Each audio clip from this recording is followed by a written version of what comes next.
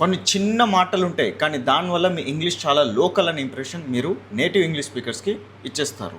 అలాంటి తప్పులు చేయకూడదంటే ఎలా అని నేను ఇప్పుడు మీకు చూపిస్తాను. I will drop you at the station. Drop అన్న పదం వాడడం వల్ల అర్థం ఏమొస్తుందంటే నేను స్టేషన్లో పోయి నేను పడేస్తా అన్న మీనింగ్ వస్తుంది. So that is very very rude. I will drop you off. So drop off అనేది నేను నిన్ను స్టేషన్లో వదిలి వస్తాను, నేను కూడా నీతో పాటు వస్తాను నేను స్టేషన్ వరకు అని అనాలంటప్పుడు డ్రాప్ ఆఫ్ అన్న ఫ్రేజ్లో వాడాలి.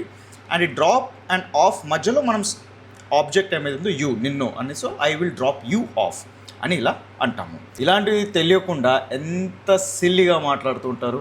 Can you pick me, can you pick me అని అనకూడదు. నువ్వు నన్ను పికప్ చేసుకుంటావా అని అనాలి. So can you pick up, కానీ ఇక్కడ కూడా ఆబ్జెక్ట్ని మనము పిక్ అండ్ అప్ మధ్యలో పెడతాం. So can you pick me up అని అనాలి, పిక్ మీ అని అనకూడదు.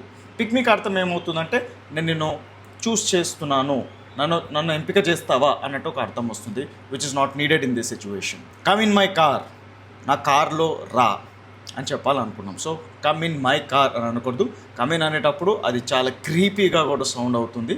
సో ఆల్ దగ్గర ఫ్రేజల్లో కమ్ ఇన్ వాడుతున్నాము.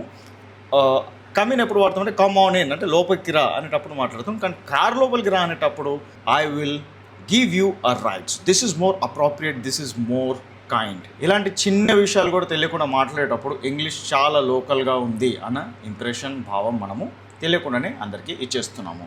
సో ఇలా మీరు మాట్లాడకుండా కరెక్ట్గా నేటివ్ ఇంగ్లీష్ స్పీకర్స్ ఎలా మాట్లాడతారో అలా మాట్లాడితే దానికి మీరు న్యాచురల్ ఫ్లూయెన్సీ నేర్చుకోవాలి. గైస్ ఇప్పుడు మీరు ఇవన్నీ నేర్చుకున్నారు, కానీ కేవలం ఇవి నేర్చుకుంటే సరిపోదు. ఇన్ రియల్ లైఫ్ సిచ్యువేషన్స్ ఇవన్నీ వాడి మీరు ఎలా మాట్లాడతారో that is important. So real life situation చూద్దాము. Hey, it's raining out here, do you want me to pick you up? Just jump in, I'll give you a ride and drop you off right in front of your office. So ఇక్కడ మనము do you want me to pick you up అని క్లియర్గా అడుగుతున్నాం. So అక్కడ pickup అనేది కూడా ఎట్లా వాడుతున్నాం, పిక్ యూ అప్. నిన్ను పిక్ చేసుకోవాలని అడుగుతున్నావా? Just jump in, I will give you a ride. అంటే జంప్ ఇన్ అంటే లైక్ కమ్ ఇన్ అనకుండా like jump in, I will give you ride. నేను నిన్ను డ్రాప్ చేస్తాను, I will give you ride అంటున్నాము. అదొక phrase. And drop you off right in front of your office, నీ office దగ్గర నేను నిన్ను వదిలేస్తా అని చెప్తున్నాము. కరెక్ట్గా న్యాచురల్ ఫ్లూయెన్సీతో ఇంగ్లీష్ మాట్లాడాలంటే నేను స్పీకింగ్ ల్యాబ్ అన్న కోర్స్ తయారు చేసిన. It's 3 months course and the fees is 10,000.